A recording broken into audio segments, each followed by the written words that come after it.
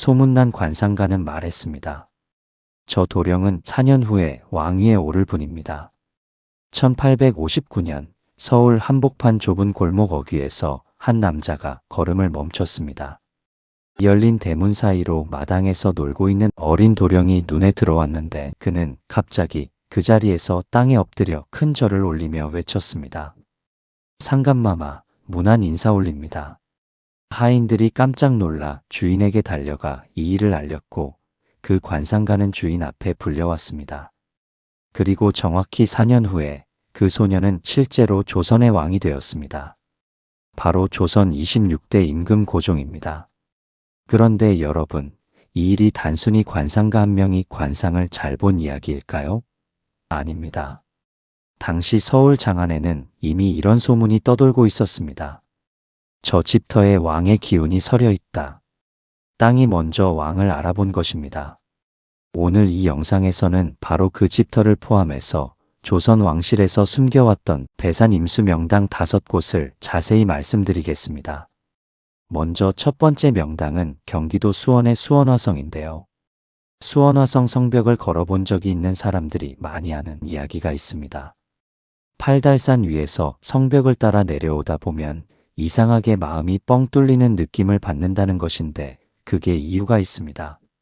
수원화성은 조선 22대 임금 정조가 완성한 성입니다. 1997년에는 유네스코 세계문화유산으로 지정되었는데요. 그런데 많은 분들이 모르시는 사실이 있습니다. 정조는 이 성을 단순한 군사요새로 쌓은 것이 아니라 자신이 직접 머물며 새로운 조선을 이끌어갈 제2의 수도로 설계한 것이었습니다. 그 설계의 중심에 배산 임수가 있었습니다. 화성행궁 뒤로는 팔달산이 든든하게 버텨서 있고 앞으로는 수원천이 유유히 흘러갑니다. 그런데 여기서 숨겨진 역사적 사실이 하나 있습니다. 조선시대 전국에 300개가 넘는 읍성이 있었는데 그 가운데 성곽 안으로 강물이 직접 흘러드는 곳은 단 2곳밖에 없었습니다. 한양 도성 그리고 수원 화성 딱 2곳뿐이었습니다. 이것이 바로 수원 화성은 처음부터 수도의 격으로 설계된 도시였다는 이야기입니다. 그리고 이 성이 지어진 데에는 정조의 깊은 효심이 자리합니다. 뒤주에 갇혀 비극적으로 돌아가신 아버지 사도세자의 묘를 정조는 풍수지리가 뛰어난 수원 땅으로 직접 옮겨 현용원이라 이름 붙였습니다. 아버지의 넋을 명당 중에 명당에 모시고 그 기운으로 새로운 나라를 열겠다는 정조의 마음이 이 성 하나하나의 돌에 새겨져 있는 것입니다. 정조는 훗날 아들에게 왕위를 물려주고 자신은 이 수원화성에 머물며 직접 나라를 개혁하는 꿈을 꾸었습니다. 한양은 아들의 수도, 수원은 아버지의 수도, 역사에서는 이 구상을 양경체제라고 부릅니다. 그러나 안타깝게도 정조는 1800년 그 꿈을 끝내 이루지 못하고 세상을 떠났습니다. 그런데 여러분, 정조의 꿈이 담긴 수원화성 이야기는 여기서 끝이 아닙니다. 다음에 소개해드릴 두 번째 명당은 경기도 광주의 남한산성인데요.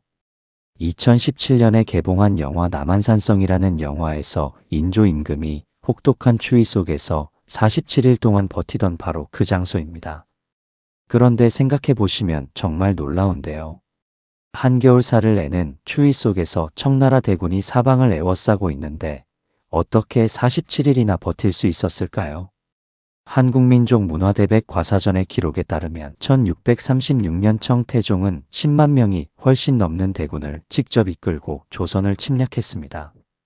인조는 강화도로 피신하려 했지만 길이 막혀 남한산성으로 들어갈 수밖에 없었습니다. 그리고 그 안에서 47일을 버텼습니다. 이것이 가능했던 것은 남한산성이 가진 특별한 지형의 힘이었는데요.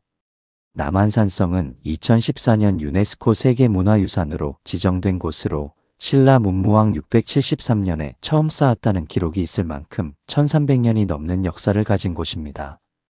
조선시대에는 인조 2년 때 성벽을 완성했고요. 이 산성이 명당으로 꼽히는 이유는 풍수에서 장풍국이라 불리는 완벽한 분지, 지형 때문인데요. 장풍국이란 사방이 산으로 둘러싸여 바람이 안으로 고이는 형태를 말합니다. 청량산, 연주봉, 벌봉, 검단산이 사방에서 빙 둘러싸고 있어 밖에서는 전혀 들여다보이지 않는 특징이 있습니다. 그리고 안에 있는 사람들은 산이 바람을 막아주니 한겨울에도 훨씬 따뜻하게 지낼 수 있었습니다. 물도 마찬가지였는데요. 풍수에서 수구가 관쇄되었다고 하는데 물이 빠져나가는 입구가 단단히 막혀 있어 성 안에 물이 늘 풍부하게 유지된다는 뜻입니다. 풍수 전문가들은 남한산성처럼 수구가 이토록 완벽하게 막힌 곳은 전국에서 찾기 어렵다고 한 목소리로 말합니다. 물이 있고 바람이 막히며 적이 들여다보지 못하는 땅, 바로 이 세 가지가 47일 항전을 가능하게 한 이 땅의 기운이었습니다. 맑은 날 이 성벽을 한 바퀴 걸어보시면 그 기운이 발밑에서부터 올라오는 것을 느끼실 수 있을 겁니다. 그 다음 세 번째 명당은 경기도 수원과 용인에 걸쳐 있는 광교산입니다. 광교산이라고 하면 거기 주말마다 등산 많이 가는 그 산이요? 라고 하실 분들이 많을 겁니다. 그런데 그 평범해 보이는 산이 1100년 전부터 명당으로 예언된 땅이라는 것을 아셨나요? 이야기는 고려시대로 거슬러 올라갑니다. 서기 928년 고려를 세운 태조 왕건이 후백제 견훤과의 전쟁을 마치고 돌아오는 길에 지금의 광교산 위에서 이상한 광채가 하늘로 솟구치는 것을 목격했다고 전해지는데요. 왕건은 그 빛에서 큰 깨달음을 얻었다고 합니다. 그래서 이 산의 이름을 빛의 가르침이라는 뜻으로 광교산이라 직접 이름 붙였습니다. 원래 이름은 광악산이었는데 왕이 직접 새 이름을 지어준 것입니다. 그런데 더 신비로운 이야기가 있습니다. 고려 왕건의 개국을 미리 예언했던 풍수대가 중에서 도선국사라는 분이 있습니다. 이분이 살아생전에 전국의 명당을 직접 발로 밟아 기록을 남겼는데 그 안에 광교산이 이름을 올렸습니다. 도선국사는 광교산 형제봉 아래에 대해 이렇게 기록했습니다. 선인이 소매를 날리며 춤을 추는 형상의 혈이 있다. 이 땅은 2대부터 크게 발복하여 3대째에는 장수와 정승을 배출할 수 있는 땅이다. 광교산의 풍수지리적 특징을 살펴보면 해발 582m의 산 정상이 뒤에서 모든 기운을 품어주고 왼쪽과 오른쪽으로 뻗어내린 산줄기가 좌청룡과 우백호를 이룹니다. 그 두 팔 사이에는 원천 저수지와 신대 저수지가 자리에 기운이 밖으로 새지 않도록 붙잡아줍니다. 산이 기운을 모으고 물이 그 기운을 지키는 완벽한 구조인데요. 오늘날 이 광교산 아래에 경기도청이 자리를 잡고 수많은 기업과 연구기관이 들어서며 경기도에서 가장 활기 넘치는 지역 중 하나가 되었다는 사실, 여러분은 어떻게 보시나요? 1100년 전 도선국사의 예언이 오늘날 현실이 된 것인지도 모릅니다. 그럼 이제 네 번째 명당으로 가겠습니다. 영상 시작 부분에서 말씀드렸던 바로 그 집, 어린 고종을 왕으로 알아본 그 땅입니다. 바로 서울 종로구의 운현궁인데요. 이제 영상 처음에 드렸던 이야기로 돌아가겠습니다. 1859년 관상가 박유붕이 마당에서 놀던 소년을 보고 엎드려 절을 올린 곳이 운현궁입니다. 이 집은 고종의 아버지인 흥선대원군 이하응이 살던 저택인데 고종이 태어나서 12살에 왕으로 즉위하기 전까지 자란 곳입니다. 그런데 여기서 중요한 사실이 있습니다. 당시 흥선군 이하응은 왕실의 반계로 매우 어렵게 살던 처지였습니다.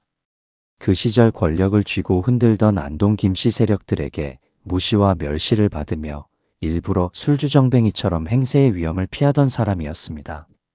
그런 집안의 아이가 왕이 된다는 것은 누구도 상상하기 어려운 일이었습니다. 그런데 그 어렵던 시절에 서울 장안에는 묘한 소문이 파다했습니다.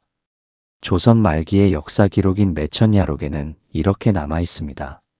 철종 초에 장안에는 관상감터에서 성인이 나온다는 동요가 떠돌았고 운현궁에 왕의 기운이 서려 있다는 이야기가 있었는데 얼마 안 되어 금상이 태어났다.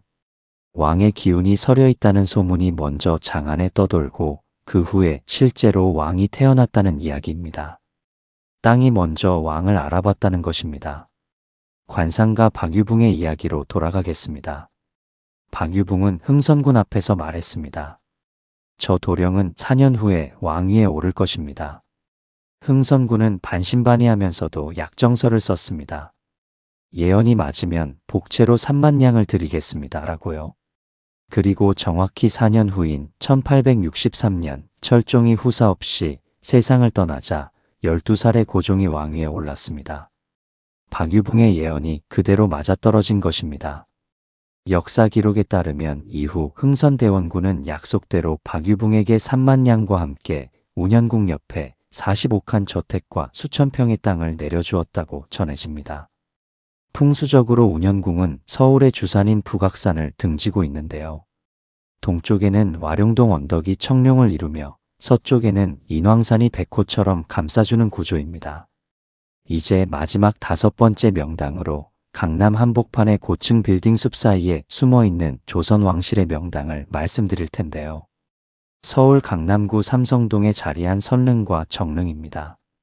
땅값 비싸기로 유명한 강남 한복판에 조선 왕릉이 있다는 사실을 들으면 많은 분들이 깜짝 놀라시는데요. 그것도 조선 왕조에서 가장 번성했던 시절을 이끈 임금의 왕릉이 지금 그 자리에 고요히 잠들어 있습니다. 이곳은 2009년 조선 왕릉 전체가 유네스코 세계문화유산으로 지정될 때 함께 이름을 올린 곳입니다. 선릉에는 조선 9대 임금 성종과 그의 계비 정현왕후가, 정릉에는 성종의 아들인 11대 임금 중종이 잠들어 있습니다. 그런데 이 왕릉에는 정말 드라마 같은 이야기가 하나 있습니다. 원래 중종의 무덤은 경기도 고양시 서삼릉에 있었습니다. 그것을 중종의 3번째 왕비인 문정왕후가 이쪽으로 옮겨왔습니다. 이유는 고향의 묘자리가 풍수적으로 장마철에 물이 차오르는 형국이라 불길하다는 것이었는데요. 실제로는 자신이 세상을 떠난 후 남편 중종 곁에 함께 묻히고 싶었기 때문이라는 이야기가 전해져 내려옵니다. 그러나 아이러니하게도 문정왕후는 정작 세상을 떠나고 나서 결국 중종 곁에 묻히지 못하고 지금의 서울 노원구 태릉으로 갔습니다. 땅의 기운을 이용하려 했지만 끝내 그 품에 안기지 못한 것입니다. 그렇다면 이 땅은 실제로 어떤 풍수 구조를 갖추고 있을까요? 선릉과 정릉이 있는 일대는 뒤로는 역삼동 쪽 능선이 낮게 받쳐주는 배산이 됩니다. 오른쪽으로는 대치동 언덕이, 왼쪽으로는 청담동 언덕이 양쪽을 감싸줍니다. 그리고 앞에는 양재천, 탄천, 한강이라는 3개의 물줄기가 한 곳에 합류합니다. 풍수에서 3개의 물줄기가 한 곳에 모이는 것을 삼수합류라고 하는데 재물의 기운이 가장 강하게 모이는 형국으로 꼽힙니다. 물론 강남이 오늘날처럼 발전한 데에는 1970년대 이후에 강남 개발 정책과 교통망 확충 등 여러 현실적인 요인이 함께 작용했습니다. 그러나 흥미로운 것은 수백 년 전 조선의 풍수가들이 이미 이 땅을 삼수합류의 명당으로 지목하고 왕릉을 세웠다는 사실입니다. 역사의 선택과 오늘날의 번영이 같은 땅 위에서 겹쳐진다는 것은 단순한 우연으로만 보기는 어렵지 않을까요? 조선 왕조는 왕릉터를 고를 때 무척 까다로운 기준을 적용했습니다. 한양 도성에서 사방 백리 안에 있어야 하고 배산 임수의 지세를 갖추어야 했는데요. 좌청룡, 우백호, 앞에 안산, 뒤에 주산이 모두 갖춰져야 했습니다.